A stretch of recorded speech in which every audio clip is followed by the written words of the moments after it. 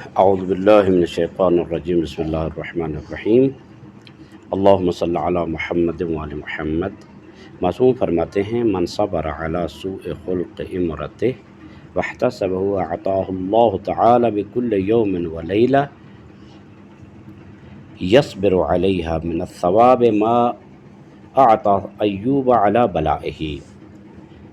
معصوم فرماتے ہیں کہ جو شخص اپنی بیوی کی بد اخلاقی پر صبر کرتا ہے اور اس پر تحمل کا مظاہرہ کرتا ہے تو پروردگار عالم اس کو ہر رات اور دن کے صبر کے بدلے میں وہ ثواب عطا کرتا ہے کہ جو اللہ نے حضرت ایوب علیہ السلام کو مصیبتوں کے برداشت کرنے پر عطا فرمایا تھا۔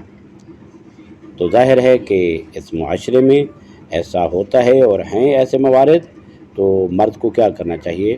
اس پر صبر کا مظاہرہ کرنا چاہیے تاکہ پروردگار عالم کے دربار میں وہ اس اجر کا مستحق قرار پائے۔